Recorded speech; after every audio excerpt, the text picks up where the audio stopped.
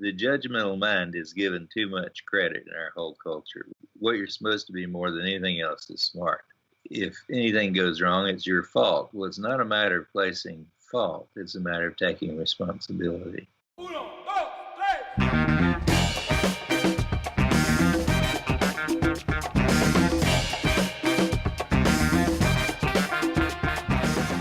Hello and welcome, fellow human.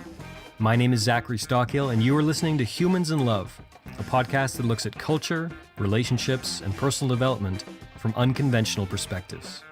Join me as I dig into the question of how people like you and I might get more out of life and love. Thanks for being here. Hello and happy Tuesday, dear listener. Thank you for joining me for another installment of Humans in Love. And my two guests today will be no stranger to you if you've been listening for a while.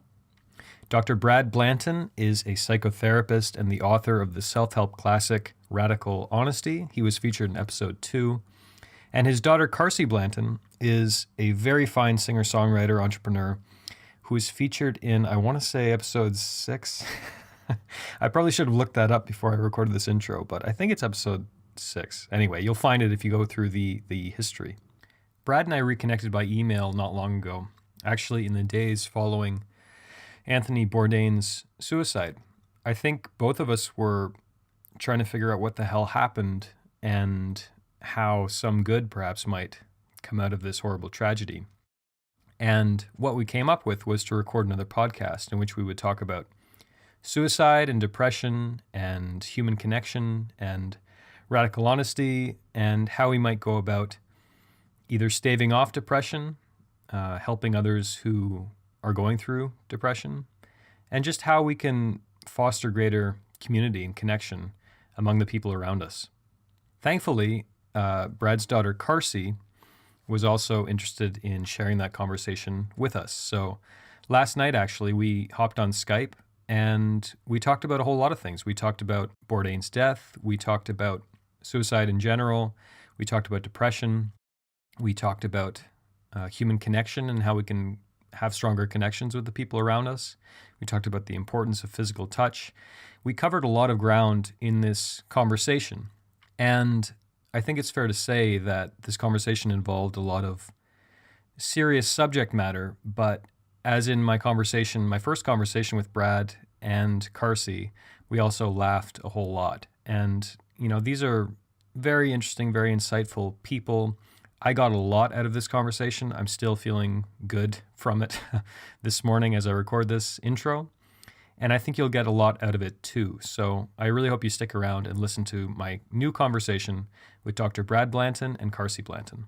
A quick note before we get started that if you're enjoying Humans in Love and you'd like me to continue doing this, please take 22 seconds approximately out of your day. Go to iTunes or your podcast provider of choice. Be sure you subscribe to the show and leave a rating and a review. And another quick note before we get started, there was a couple of connection issues at some point during the call, but for the most part, I think it's okay. And you won't hear Carsie until around, I think, 20 to 25 minutes toward the end of our call. Unfortunately, it's tough to coordinate 3 different time zones and Skype schedules and all the rest, so she couldn't join us until the end. But stick around and you'll hear her towards the end of our call. Without any further ado, I present to you Dr. Brad Blanton and Carsie Blanton.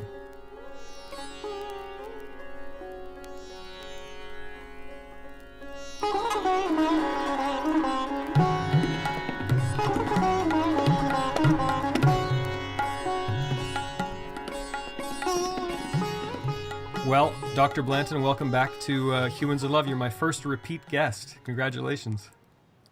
Oh, thank you. I'm flattered. Yeah, so I guess we should start with the main reason we're talking today. We connected by email shortly after Anthony Bourdain took his life, and I think it had a big impact on both of us.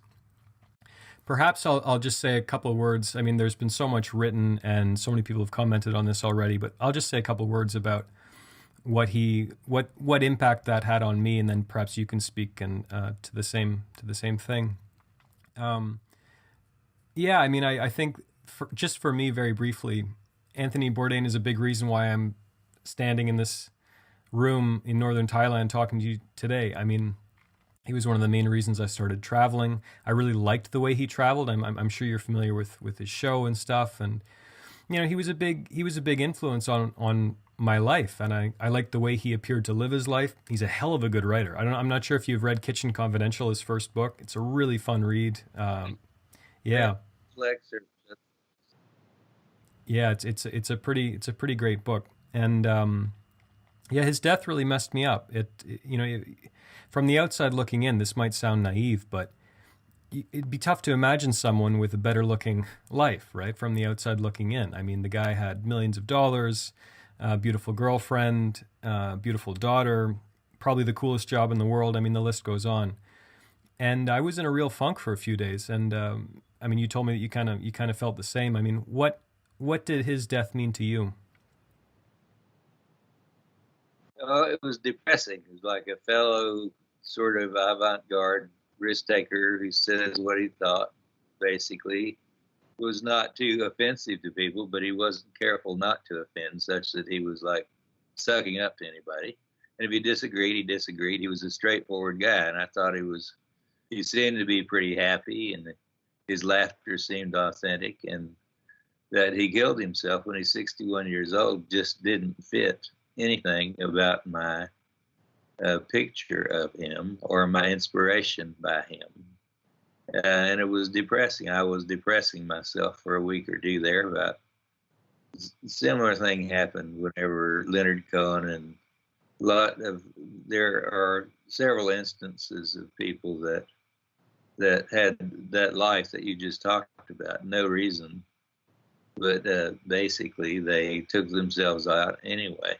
They have the right to, I don't doubt that. And for many, many years, I've been using a model of human development called the Sufi levels of confidence, of the Sufi levels of consciousness start at the level of belief, which is the lowest level of consciousness there is.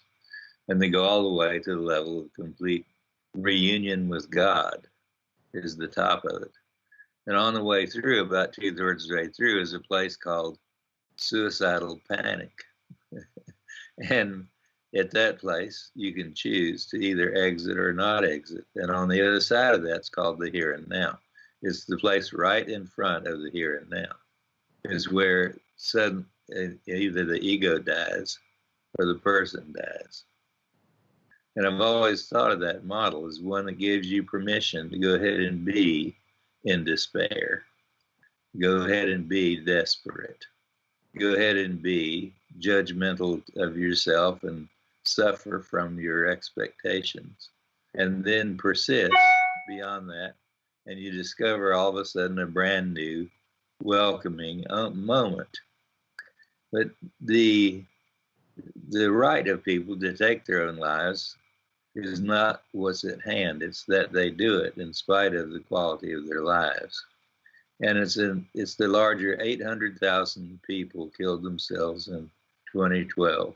It was more than those killed by war or by crime. And so more people are dying from suicide than from war.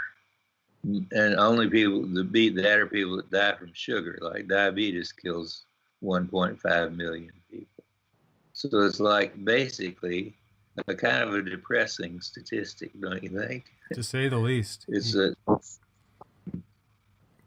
like, what can you do? I have heard stories of suicide where people I thought just did it just a little too early. And I don't know if it's almost like accidental. I think about it a lot because I'll soon be 78 years old. If I get a terminal illness, I may kill myself, or I may do something experimental that kills me. And I'm not as scared of as I used to be. But the idea of exiting consciously and on purpose is not a bad idea or a negative idea to me. It's just possible. But Someone like Anthony Bourdain, with all those advantages you had, went ahead and said, okay, this is life. This is the way life is. I've had a good life. This is the best life has to offer. I'm loved and I'm taken care of and I'm well off and I have an entertainment and everything like that. And I've had enough. Thank you. Goodbye. It's possible. It's just still depressing to those of us that haven't chosen that. Yeah, to say the least. And I think what you just described, to the best of my knowledge, fits pretty well with how the writer Hunter S. Thompson ended his life back in 2005, I think.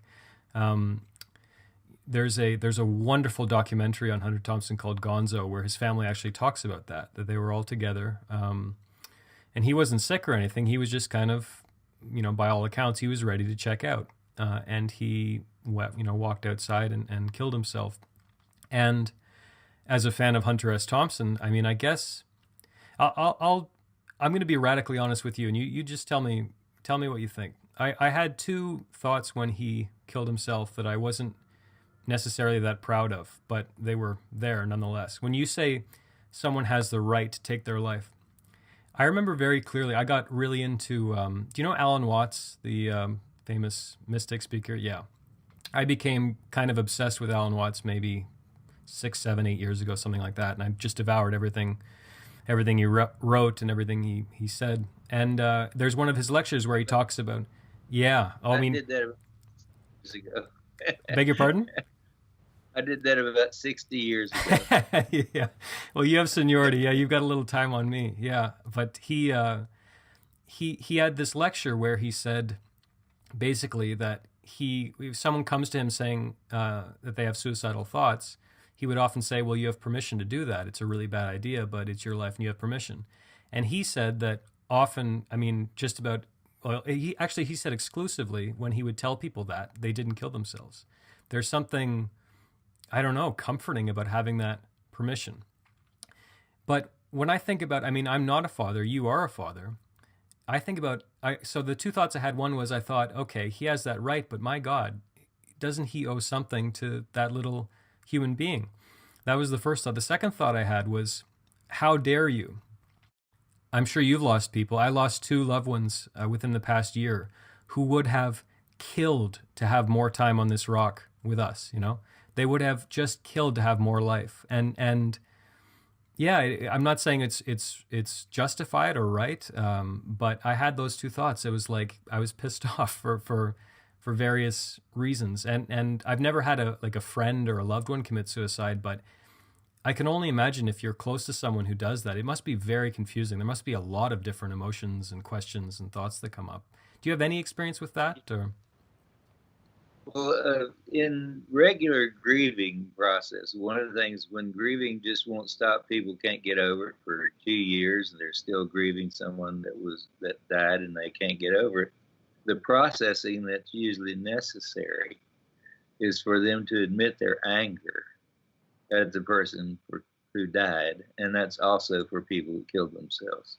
That is, when someone dies, it's sometimes, even if it's not their fault that they died, you still get damn mad at them for dying. They were in your life, they left you. How dare you abandon me? Now that doesn't sound like a kind thought, but it's there. And I resent you for dying. It has to be spoken, and when it does, often immediately underneath that expression of resentment is a grieving that could not be accessed until the resentment was expressed. And then when they sobbed going all the way to their knees and standing all the way on their tiptoes. They go all the way into the experience of the grief. And when you experience an experience, it can come and go. But when you stand in resistance to it, it persists for as long as you're resisting. Because resistance causes persistence. So some way, you have to, as we did, you and I spent a couple of weeks being depressed there when Anthony Bourdain killed himself. But I was mad at him for doing that. But I knew that I was mad at him for doing that. Fuck you for killing yourself. And I resent you for going away. And I resent you for this surprise. And the problem is there's nothing you can do to process things except to feel what you feel and to have them be there. What you feel or think doesn't have any application to prevent what it is that's already happened. And you have to acknowledge some helplessness. And so there's always some helplessness and always some anger and always some grief, all of which have to be experienced, not just the one thing of the grief that is permissible. Yeah, and you raise a really important point. And as I'm listening to you, I realize like the people I lost over the past year, there's a part of me that's angry at them too. You know what I mean? I guess that, you know, it's not like I'm just mad at Anthony Bourdain because he took his own life. I'm angry at people I like, whether I know them or whether I don't, leaving us. Yeah. And so maybe it's not even just a suicide specific anger. You know what I mean? Maybe it's just, as you say, just a part of the grieving process. I think that makes a lot of sense. Yeah. Also, you know, John Bryan's one of my favorite singers, and John Bryan has a song about God, that if you believe in God, you have to get mad at him. He said, the song is, Father, forgive us for what we must do. You forgive us and we'll forgive you. We'll forgive each other till we both turn blue. Then we'll whistle and go fishing in heaven. Like God needs our forgiveness too, whenever someone's taken away. And so it's like forgiveness is a process of getting over shit. I have a course online called How to Get Over Shit and Be Happy. And it has to do with the process of forgiveness, being the experience of the experience. But it took me a long time to get over Anthony Bourdain and a few other people like the ones that you mentioned. And I think, too, how could you do that? You had a daughter who was young, still not completely grown up. Like, the thing is, we're all, you know, I feel terrible about my kids that I'll abandon when I die. But it doesn't make any difference. The only thing you can do is go ahead and feel terrible about it so far. I actually have a contract to be frozen when I die and to be brought back whenever they can bring people back to life. Just because I had an insurance policy to do that with. I think I'll do that and come back and see what the world looks like if it still is, and then commit suicide. You know what? That doesn't surprise me whatsoever. I think, like, knowing what I know about you and reading your books and stuff, that seems to make a lot of sense. Yeah. So maybe I'll see you again in 70 years or something. Who knows? Yeah. I want to underline, though, another really important point you make that is so important is whether you believe in God or not, whatever God means to you, forgiving God, forgiving the universe for taking that person. That's something that I'm still really struggling with. You know, like I feel like I can forgive a lot, but that's, for me in the grieving process, that's the biggest one. Like, even though I don't believe in God the Father, the Creator, you know, my idea of God's a little different, but just, you know, forgiving the universe, if you want to call it that, that's a tough one. Yeah. I'll say it is, and necessary, I think. Yeah, absolutely. Have you ever dealt with like a serious depression? I mean, I've been depressed, but I haven't dealt with anything like suicidal thoughts or tendencies or clinical depression. Have you had any experience of that?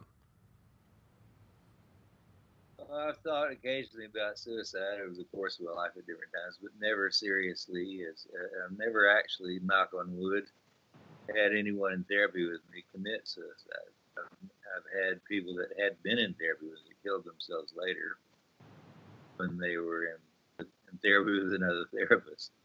But it was like, a lot of suicide seems to me be like, basically, oh, you did it just for that? Yeah. You know, a lot of, when people are depressed, I do very effective therapy with them generally, as therapists go, because I try to give them an upgrade to utter despair. They tell me, I say, well, what are you depressed about? And they tell me, and I say, well, shit, that's nothing. What you ought to think about the meaninglessness of your life, the fact that you don't have any money and you're going to die, and your kids hate you, and your ex-wife won't even speak to you, and you've got a sucky job. There's a lot of really bad things worse than that, you know. Life is meaningless. And I go on explaining to them the existential travesty that life is. And they That sounds like fun. But I said, you need an upgrade. Depression is just some kind of a dipshit little old thing, but despair now is worth having. And so by the time I give them the upgrade, they're usually laughing about it, because what they're laughing about is that there are worse things than what they were depressed about. And it often has something to do with defiance in the face of that sadness. What kind of questions do you ask them? Like if you're dealing with a patient who is talking about depression, like what are you trying to get at there? I'm really curious about that. Like what do you ask them? Well, what I'm mostly interested in is what expectations are they attached to that they're disappointed in not getting. So everyone has their own particular preferred set of top dog, bottom dog game, we call it in Gestalt work, which is basically self-criticism and trying to drive and make themselves do things, and then judging themselves for not doing it well enough, and being either too flamboyant or too careful and trying to accomplish something, and then being really hard on themselves about how bad it was that they didn't succeed, as though there's a virtue in that. And of course, most of the people we knew grew up as Judeo-Christian tradition people who are moralists, who are judgmental. Like the whole Judeo-Christian tradition is not the best religious tradition you can have, you know. There's 7 or 8 more that are a little better. There is so much virtue attached to virtue, so much meaningfulness attached to doing right, being right, and not being wrong. And if you get to where you can say, oh, well, I was wrong, and that's about it, then you've gotten somewhere. So often what I do is mock them. I mock them. Oh, poor little thing. Your little heart was hurt by your husband was mean to you this morning. Poor little thing. And they get weird. They say, kiss my ass. I hate you. I'm quitting. And then I say, there you go. There's a little bit of anger in there, isn't there? And there almost always is. The main element of depression is anger. Anger. Usually it's bigger than sadness. Anger about their inability to meet the expectations of others, or what? Your own expectations and the expectations. Like they expect to meet certain other people's expectations, and so they've got their own expectations about doing that. That's what they're doing. This is really interesting to me. Could you give me some examples about some things that they'd say? Like what kind of expectations? Well, people have all kinds of hopefulness and desire for accomplishment, things like that. Anything you could say, I want to get my master's degree in 1 year from my bachelor's degree, and it's been 3 years and I don't have it yet, and I'm depressed. And then if I say to them, how are you depressing yourself? They say, what do you mean? And I say, well, don't you see that you're the one who has the attachment to the expectations? You're the one who wants that. You're the one who thinks it's important. You're the one who must have it in order to be happy. And you are the source of creation of all that. And they say, no. And I say, well, you are. So you're being hard on yourself. You think it's a virtue. I think it's stupid. And they say, well, I think you're stupid. And I say, yeah, come on, let's have a little more of that. I don't know where they would kill themselves, though. Great progress. They'd rather kill you. Yeah, right. I, when I came into the session, I was going to kill myself. Now I'm going to kill you. That's good. That's a good session. I ought to charge you double. So, so I can imagine some people listening to this are hearing you and saying, and who are not therapists and who are not psychologists or not psychotherapists, aren't you playing kind of a dangerous game there? Like this is really interesting to me that you feel like someone's coming to you with depression, because I think of depression as utterly serious in some ways and delicate, and perhaps that's misguided, but that's my perception. But you're not afraid to sort of poke them and prod them a little bit. I find that really interesting. Yeah, although when people are really depressed, I feel sorry for them. I don't want them to hurt like that. And I will say things like, sorry, you're so sad. But I like sadness better than depression, because depression is too like intellectually abstract and complex. But when someone says sad, and I say, what are you sad about? They can name what occurred in their life that they were wanting that they didn't get or that they lost. And I can identify with that. But often I had a lot of therapy myself. I came from a broken home and left home when I was 13 and a lot of trouble. So I had about 20 years of therapy. But one of my therapists once, when I was, I don't know, about your age or younger, I was sort of whining and complaining about things. And I said, oh, never mind. I was just feeling sorry for myself. And she reached over and touched me on the shoulder and she said, that's okay. You had some hard times. Go ahead and feel sorry for yourself. And I cried and cried and cried. I just cried my heart out. I just cried. I couldn't stop crying. No one had ever told me that before, that it was okay to feel sorry for myself. And some bad things had happened. And I did feel sorry for myself. And ever since then, I haven't felt as sorry for myself, because it's okay if I do. So it's a kind of permission to not be so moralistically self-righteous with standards that you suffer your way through continuous repeated self-torture, but that you get that it's just you doing this to you because you're an egomaniac about being right and being perfect. It's so virtuous to be an egomaniac about righteousness. It turns you from Jesus to Donald Trump. It's a bad. It's a bit of a jump. Yeah. Yeah. This is cutting a little too close to the bone, I have to say, because one thing I struggle with is I guess I'm afraid of anyone perceiving me as being self-pitying. I'm generally, I'm very conscious of that. I never want to be perceived as having self-pity.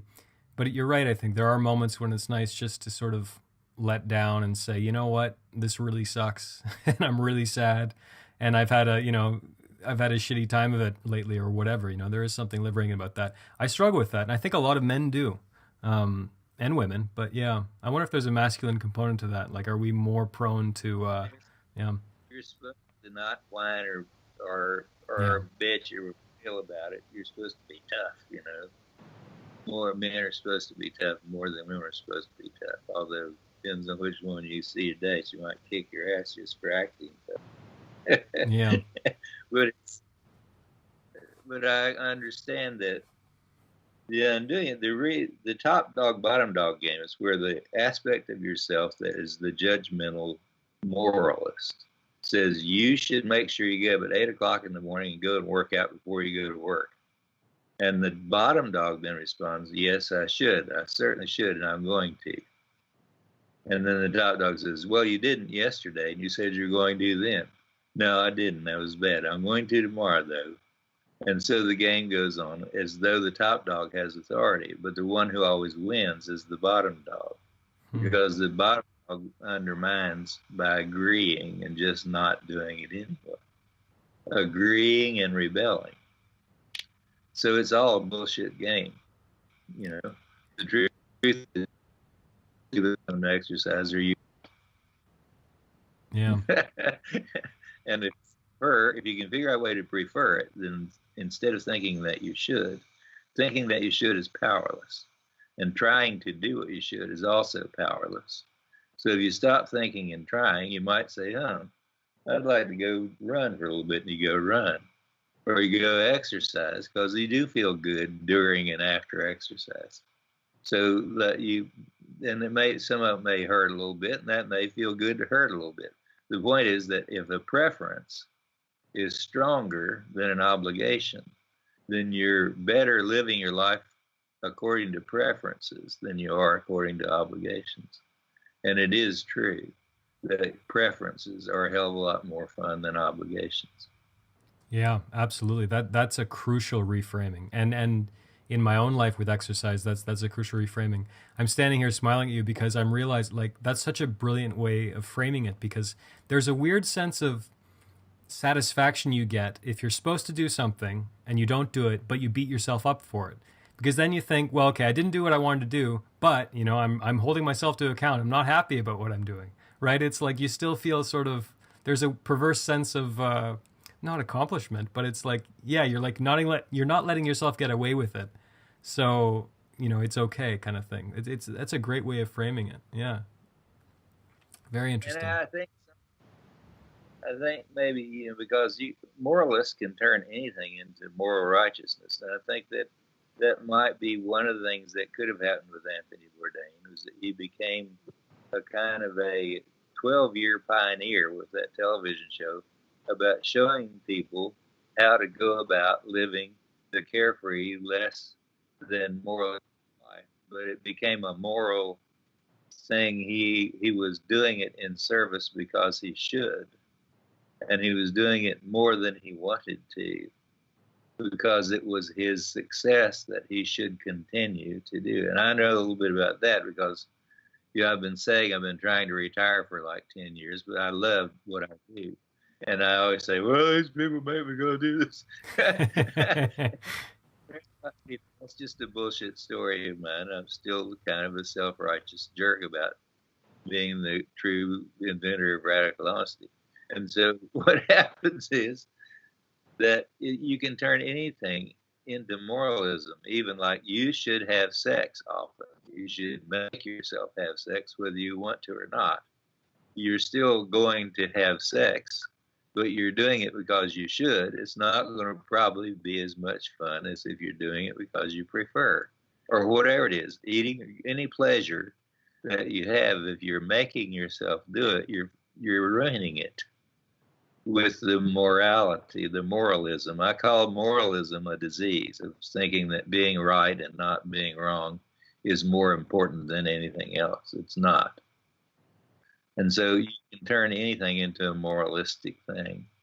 And who would smoke and drink and party and travel and do all those things as an example to all of us who admired him for it. And it could have become a moral internal structure of his that he just got sick of. And I don't know. I would have liked to have talked to him about that. That's another thing that happens to me. And this is shit. I wish I would have been. I had no expectation of this occurring. I had not a glimmer of this. I had no idea he was in any way contemplating killing himself or unhappy.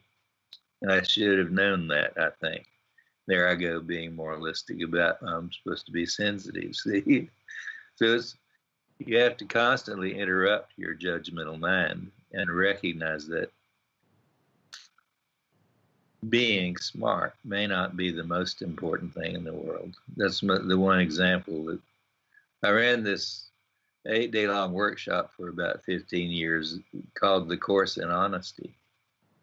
And about 10 years into it, we found a chant. We discovered a chant that leads to enlightenment.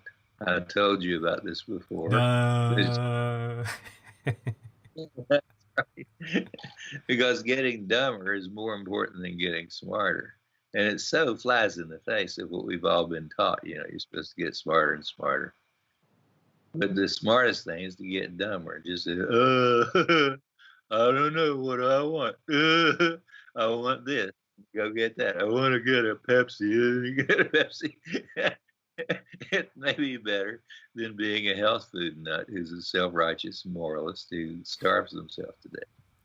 I'd love it if you could unpack that a little more. I know this is a big topic, but the idea of getting dumber rather than smarter, because particularly if someone's not familiar with their work, they might listen to that and say, what the hell is this guy talking about? Could you try to unpack that just a little bit? No.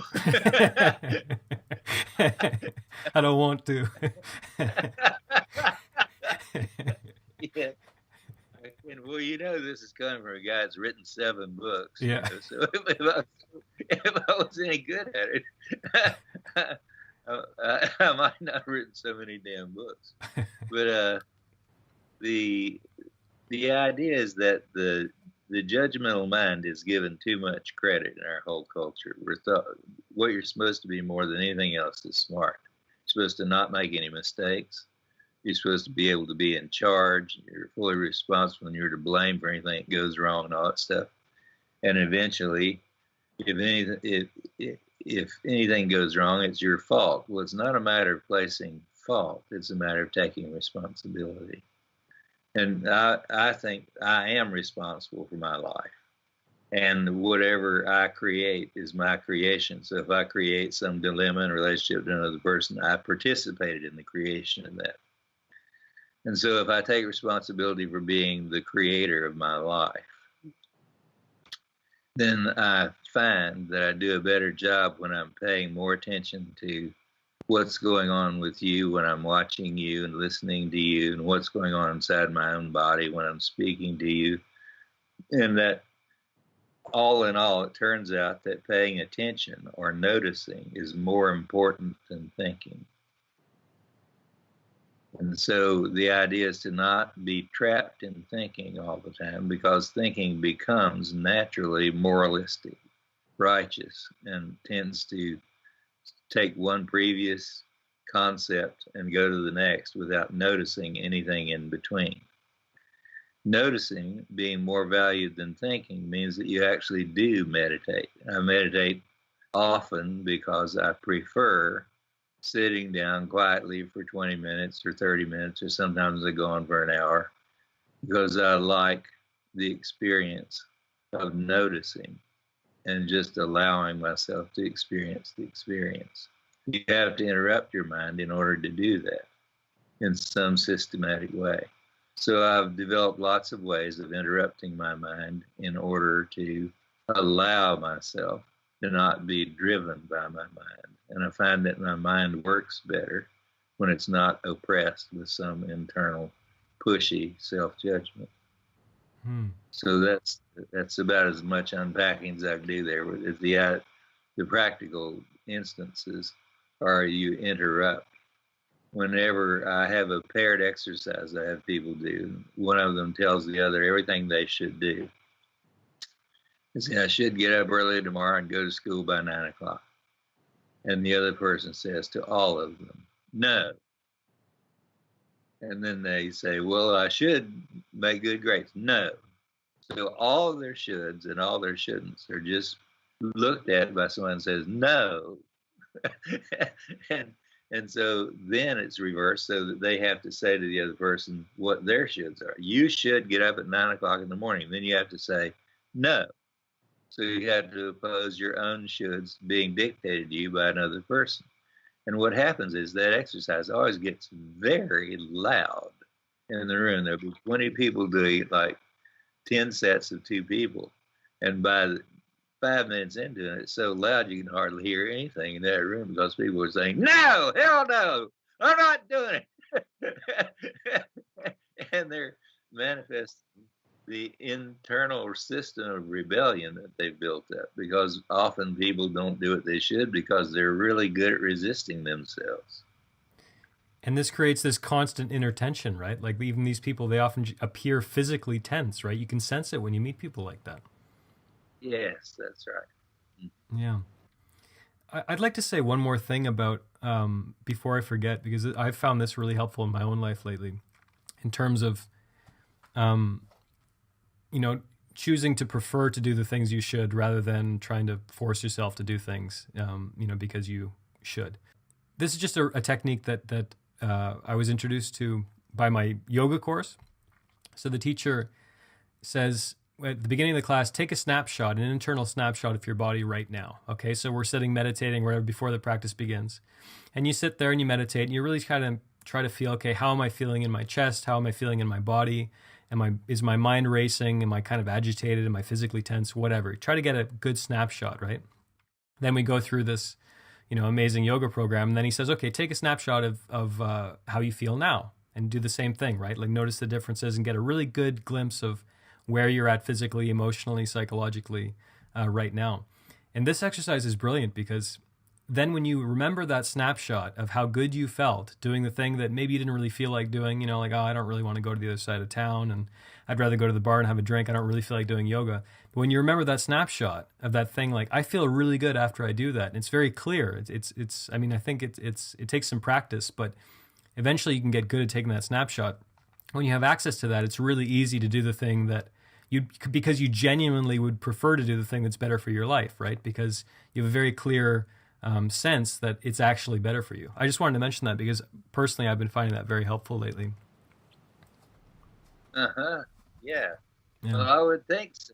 I do yoga and I teach a form of yoga I call dance yoga for the insane. Oh man, sign me up. And it's for things you do when you're driving yourself crazy. And it's done where the yoga pose is merely a context for relaxation. So that if you do the head to knee pose, the way I teach it, it may take you like 5 to 7 minutes just to do your left leg, right leg, and both legs just leaning forward. And I tell people, use your head as a 6-pound dead weight. It's the best use of your head you'll ever find.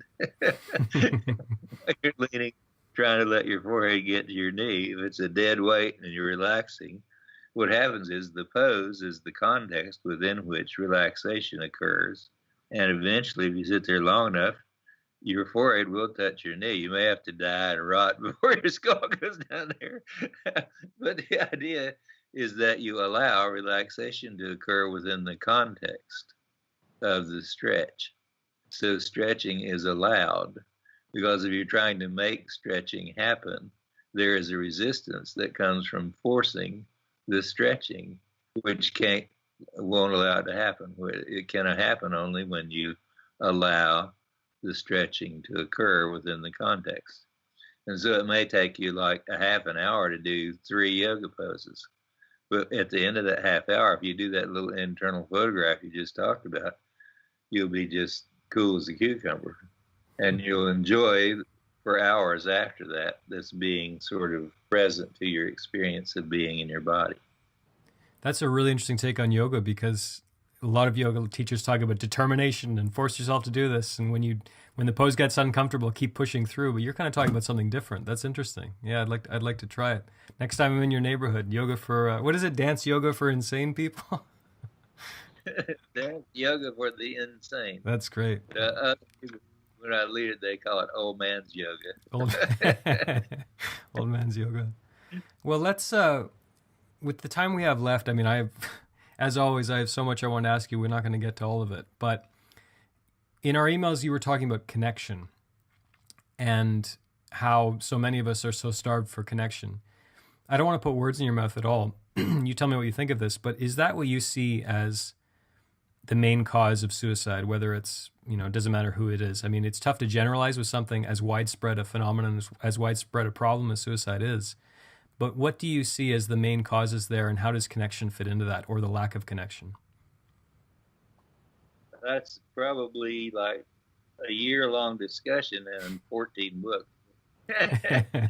Yeah. I think connection is critical. The quality, first of all, we have to recognize that there are different kinds of connection, and that just an intellectual connection without any heart connection simulates intimacy without intimacy occurring. And so what happens is intimacy, which most couples are, most relationships are not successful. Maybe 15% of relationships where people stay together are successful, and the rest aren't, because they simulate a connection that's not there. So the idea is, what we talk about, connection is, in the simplest and dumbest way, I'm looking at you on a screen right now. So we have this visual connection. You're looking at me on a screen. We have an auditory sound connection. You're listening to what I'm saying, and I listen to you when you speak. If we were present to each other, we could shake hands. We would have a physical connection. But those simple kinds of things are the kind of connection that needs to be valued and validated. Like with children, it's not what you say to them and whether you say it in the right way. It's how much you hug them and hold them and take care of them when they're scared, and guide them and like being with them and tell them stories when they go to sleep because you love doing that. So I have this book called Radical Parenting, where I say basically, don't worry about parenting. They have more to teach you that you've forgotten than you have to teach them. So just touch their feet and say, all right, Guru, what should I do next? And that basically the child is enlivening you to the things you forgot while you were learning how to be a screwed up adult human being. So my prejudice is in favor of simple connection. The problem is the mind can usurp authentic connection. That's why generally romance lasts about 1.5 to 2.5 years. And then the honeymoon is over for everybody. Now the honeymoon gets renewed now and then for people who are particularly honest with each other.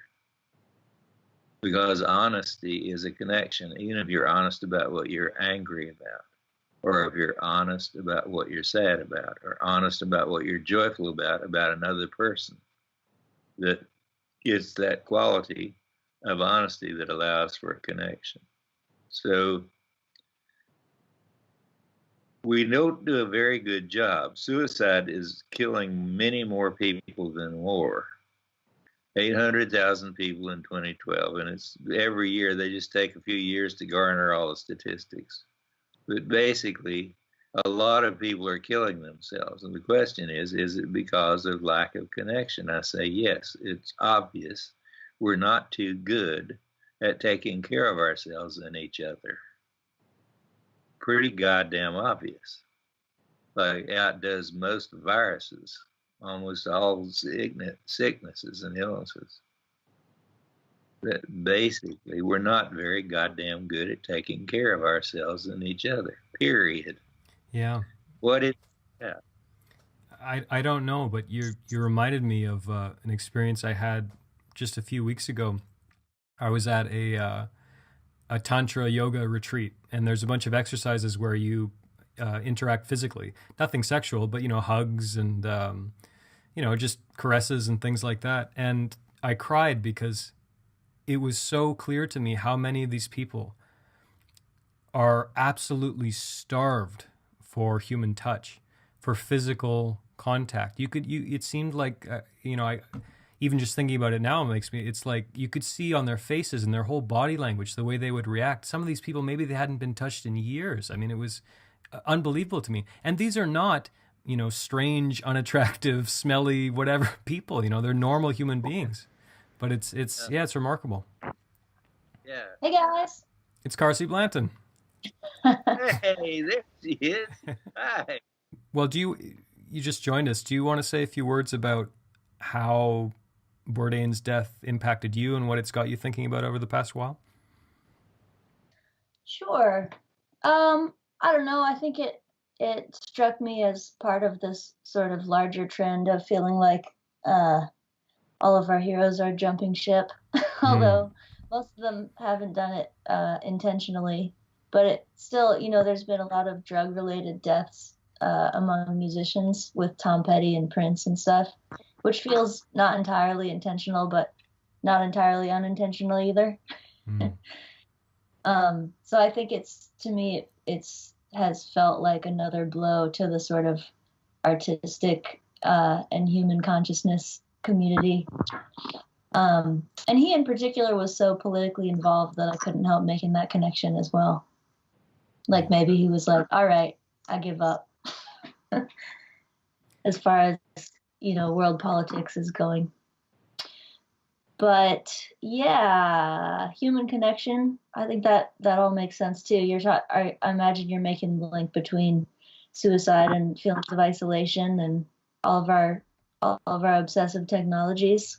Well, I have both of you on the line, actually. I have a question about forging connections and friendships. So a lot of people say it gets harder and harder to make friends as you get older. What have each of your experiences been in terms of that? Like how do you go about forging connections with people? Dr. Blanton, if you want to jump off first. Well, I'm got a stacked deck because I'm a therapist and I run groups and I do seminars and stuff. And people read my books and come to me, and I have often say, I wish people would leave me the hell alone. So I, in some ways, have more connections. I have more people that want to connect with me than I want to connect with often. And that's partly because of my sort of unjudgmental mind interfering with me just being open and responsive to people, because I get this idea that I should be able to play golf today instead. Instead, you're Skyping with me. Yeah, but I love this conversation that we've had so far, and I love Carsie, everything she says. And so I'm having a good time, and I feel connected to you all, even though I'm seeing you on a screen. And I can only see Carsie's picture on the screen. I can't even see Carsie. But I think that I'm lucky because I have a lot of connections, because a lot of people want to connect with me. And so my disconnection comes from my inattentiveness. And there, I see Carsie now. Hi.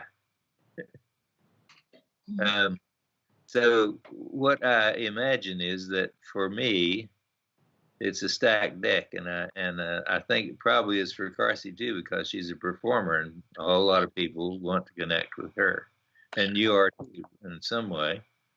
Our disconnect would have to be the way Anthony Bourdain's may have been, which is he felt obligated to be the one who exemplified the life that he lived and gave people permission to not be so hard on themselves. So he was too hard on himself in doing that. Yeah. What about you, Carsie? Have you found it harder to make friends as you get older?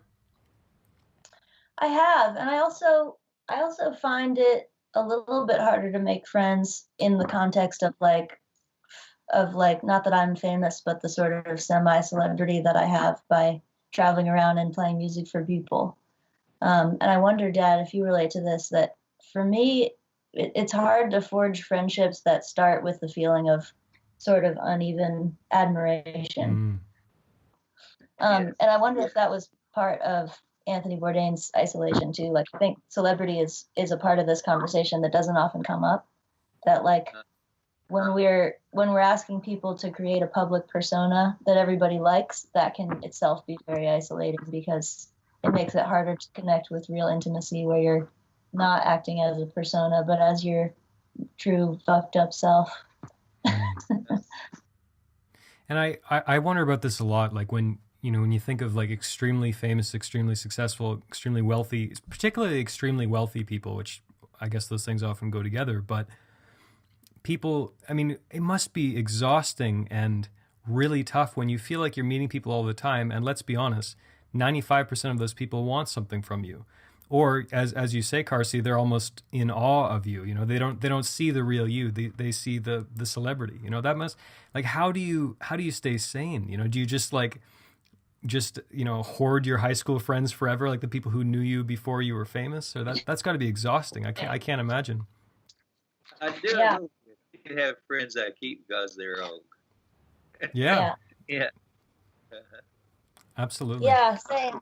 And I would say my closest friends are friends I've had since I was a teenager, or friends that I work with. I think the only way I've successfully made really close friendships as an adult are by working with other people over a long period of time, where we're like peers and collaborators. And I think that's one reason it's harder to make friends as an adult, is because friendship isn't actually just based on mutual liking. It's based on collaboration, on working together. Yeah. If you give people a shared mission, it definitely brings them together. I've noticed that in my own life as well. You forge a very different and more, more sort of mutually important connection if you actually have some kind of shared project or mission you're working on, for sure. I agree. I'd like to talk about something, and I'd pose this question to each of you. This is something that I have struggled with. This is something I'm kind of struggling with now, and in light of Anthony Bourdain checking out, it's kind of been on my mind a lot more. If you have a friend who it seems to be the case that they're pretty depressed, they're in a dark place, particularly for men, I think I find it difficult to sort of approach that very delicate topic, because you don't want to go up to someone and say, hey, are you thinking about killing yourself or something like that? Certainly. But do you have any thoughts on, and you can go first, Dr. Blanton, do you have any thoughts on how to help or be there for a friend who seems to be in a dark place, but maybe they're not saying anything about it? I don't have any secret formula or anything. I just basically, when I feel sorry for someone being sad, I say, I'm sorry you're so sad about that. You seem to be sad about that. Or some question like, what happened there?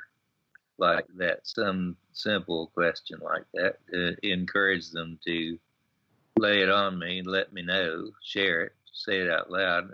I usually feel helpless.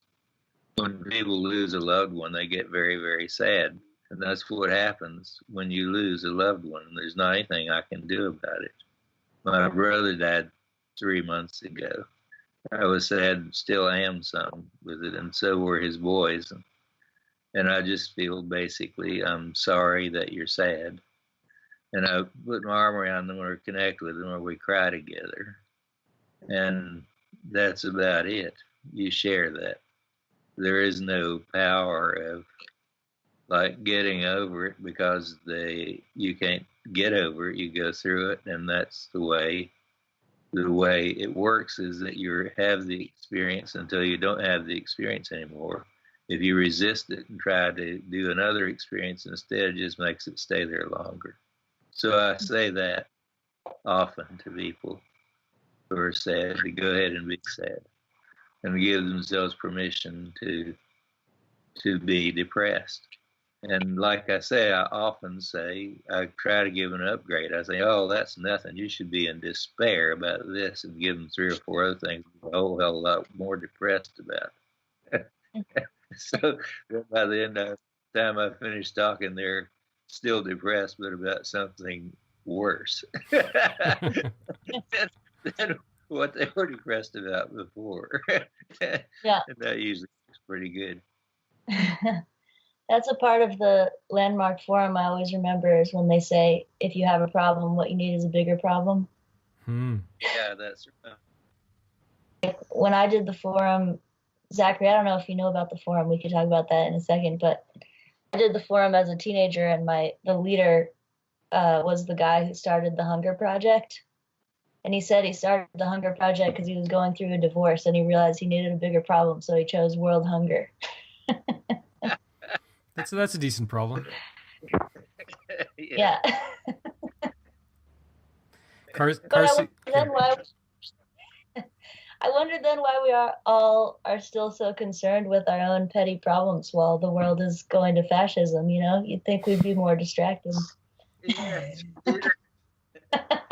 It's a good question. I don't have an answer. Yeah, it's a good question. Okay, so next podcast, we all tackle fascism. How's that? Great. Well, there is an absolutely great book called Homo Deus that I've just started reading. Oh, yeah? This guy, Harari, who's a historian from Israel, who wrote Sapiens, yeah. And he's now written a new book called Homo Deus. And one of the things I really like about this book is he has that that perspective I was talking about in the John Brown song. I just told him the John Brown song about Father, forgive us for what we must do. You forgive us, and we'll forgive you. We'll forgive each other till we burst down blue, and then we'll whistle and go fishing in heaven. I told him that was the key, is that we had to forgive God, and we had to forgive fascists. It's like if we have to, we have to forgive Donald Trump. That's just such an affront to me. I just had to kill the son of a. I know. Can't we kill him? I think it would work just as well. And be faster. I'm not touching any of those comments with a 10-foot pole. You guys are on your own at this point. Well, you're not in the U.S. I'm a long way away. Yeah. Yeah, I'm a long way away.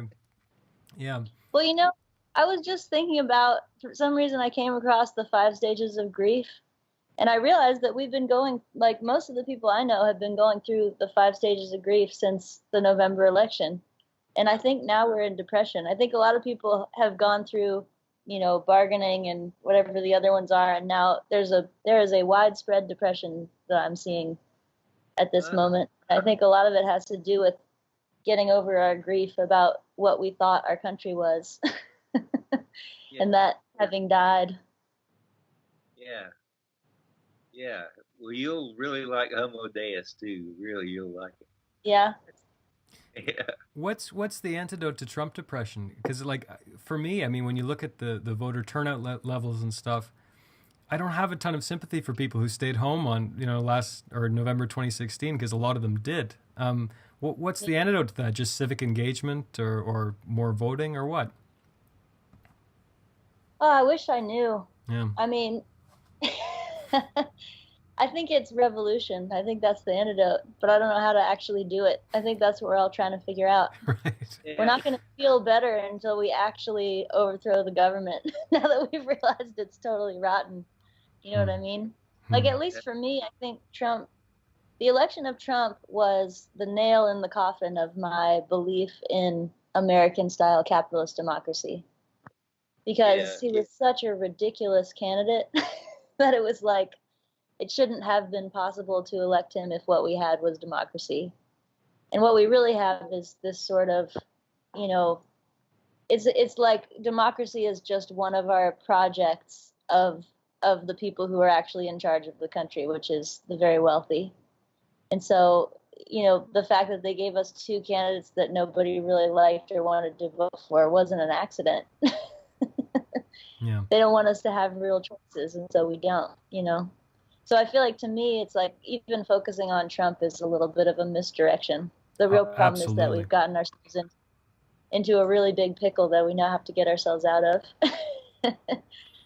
Yeah, if you get rid of Trump, there's just after him, Absolutely. So I'm not American. I don't really have a dog in this fight so much, other than the fact that, I'm Canadian, we're neighbors, and you guys have nuclear weapons and all the rest. But the one thing about Trump is that in some sense you could look at this as just the biggest opportunity, perhaps in American history, just about, for invigorated civic engagement.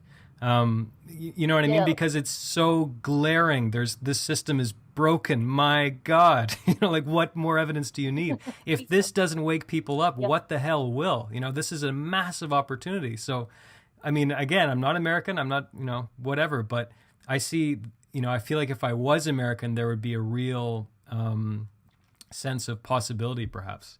But maybe this is just, my optimism, half a world away. So I don't know. No, I think you're right. And I think one thing that keeps me going, even in this sort of depression about the state of the world, is I'm sort of at the oldest end of the millennial generation. And my younger brother, Elijah, is more in the middle. He's 8 years younger than me. And his friends are so much smarter than my friends. You know what I mean? He's turned our whole family into socialists, first of all, just by giving us books and having conversations with us and trying to educate us. And all of his friends are basically socialists, and it's a huge movement. There's something like 30% of millennials identify as socialists right now. And I think that is not an accident. It's a combination of having come of age during a depression and then seeing the election of this monster where everybody's like, all right, then fuck this shit. Like, they're not they're not going to take any more of it. Even if we are, and like the older generation is, you know. It's very interesting. It'll be interesting to see the leaders that come out of this, that emerge from this generation, you know, as you say. I think, yeah, that's an interesting point. Before I let you both go, Dr. Blanton, I wanted to get to this, and as long as we're talking politics, in an email you wrote a little bit about your speculation about what might have happened at the Camp David summit in 1978 and how that relates to radical honesty. I found that really interesting. Do you want to just speak about that for a minute? Well, under Jimmy Carter, there were a whole bunch of people that did T groups in Washington, D.C., and of people that had been trained in Gestalt therapy by a lot of therapists that were traveling around the country and at Esalen Institute. And I knew a lot of people that were doing group work. And there was this big secret thing at Camp David for 2 days at the beginning of this 12-day meeting at Camp David, where the Israelis and the Palestinians were meeting to make an accord for peace. And it was a very big secret, but friends of mine told me that, and we began the meeting by saying, this is called the peace accord, but for the next 2 days, we don't want anyone mentioning peace. Wow. We want you to say exactly what these other people did to your people and why you hate them and exactly what you'd like to do. And they said, okay. And they did. You know, you killed my uncle, you killed my brother. If I get a chance, I'm going to kill you, you son of a bitch. And basically, they could do nothing with that for 2 days. They said they wouldn't let them hit each other or fight or kill each other. But they also couldn't talk about fucking peace. So they spent 2 days. And then they had 10 days of meetings, and they came up with what was called the Peace Accord, which is the longest lasting accord between Israel and Palestine. And Sadat and Begin both got the Nobel Peace Prize for that. So, and to what extent is that is that proven that's how they began those first 2 days? Oh, it was a part of the conditions was that no one would ever be able to know what they said to each other. But wow. My friend said, and you have a hunch. You have a hunch it involved a lot of very angry, radical honesty. What happened is that you are a low-life son of a bitch, and you killed my uncle. Became after 2 days, you were my brother, and you killed my uncle. Interesting. Because, I mean, it makes so much sense, and I'm sure this is obvious to you, but even when someone's really angry with you, it's so much better when they're very honest about it, even if it hurts, because it kind of lets you relax a bit, because now you don't have to play the guessing game. What are they pissed off about? What are they thinking? You know, whatever. If they just lay it on the line, it kind of, even though it's unpleasant. It lets them relax too, because it's out there. You know, it's not something you're being politely withholding about. Yeah. And the idea is if we just go ahead and fight, but we don't kill each other, it's so much better than war. We can do such a better job of taking care of ourselves and each other. In relation to ourselves and each other. And the idea is that the honesty of that is a connection, even though it doesn't look like much of a connection. I hate your goddamn guts is a connection. And this is what I hate you for. This is what you did. And then you appreciate them eventually for telling you what they hate you for. Yeah, and I'll take that guy over the guy who's nice to my face and talks shit behind my back every day of the week, right? It's obviously. Yeah. Well, do either of you have anything more you'd like to talk about or add? Well, my little PS to that is that all of the agreed upon stuff in the news media today for the last year and a half of all the Trump dump has been that our security depends on secrecy. All of my work is that secrecy is the most poisonous thing to security that there is. That keeping secrets doesn't provide security, that security is undermined by secrecy. Yet the CIA and the FBI and the common agreement of Republicans and Democrats and everything is that we have to be able to keep our secrets. And I just say it's all bullshit. It's all bullshit. That supposedly there's a secret about the hydrogen bomb. Hell, 300 people know how to make a goddamn hydrogen bomb all over the world. The secrecy didn't work. Yeah. It doesn't work. And mostly it's to hide the bullshit that people got by with, that they don't want other people to find out. So one of our revolutionary things is going to be to fuck secrecy. We just have everybody take a goddamn lie detector test and ask them everything. There's a T-shirt. Yep. Fuck secrecy. Yeah. There it is. Good. Yeah. Yeah. Well, I had a little insight after Bourdain died about how one of the ways to counter fascism is to be the kind of artist that he was. That, like, fascism, part of the fascist ideology is that the world will be improved if people are more the same. So if we have people separated, and if you're the same, you get in your group of the same people, you don't go into the other group of different people. So it's like, it's segregation. And I think what Bourdain was proving all the time is humans are incredibly diverse, and that's one of our strengths. And that one of the ways to live a good life is to put yourself in situations with people who aren't the same as you. So I feel like that's a natural counter to the fascist ideology. And like, if you watch a couple episodes of his show, it makes you a little bit less fascist. So I found that very inspiring as an artist, that part of the job is you have to remind people that diversity is important and good, and being with people who are different from you is a strength. That's beautiful. Yeah, that's very well put. And I'm reminded of Carsie. Have you seen that picture of Woody Guthrie with the guitar? He wrote on it, "This machine kills fascists." Yep. Yeah, he's right. I do. Yeah. Yep, that's right. Yeah, he was right. Good job. What a beautiful note to close on. Dr. Blanton and Carsie Blanton, thank you both very much. You each have an open invitation for the podcast. Blantons are always welcome here. Thank you so much, both you guys, for joining me today. Okay. Bye, Zachary.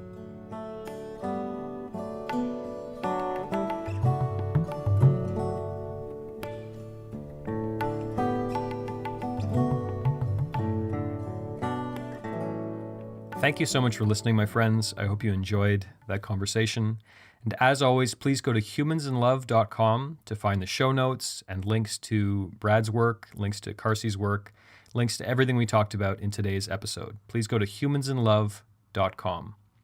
This is already a pretty long episode, so I will leave you now. But before I let you go, I will remind you, and mostly remind myself. I feel like when I say this at the end of each episode, I'm primarily reminding myself. But remember that life is short, so let's all be kind to each other. Let's forge better connections with each other. Let's enjoy each other a little more. Thank you for listening, my friends. I will talk to you very soon.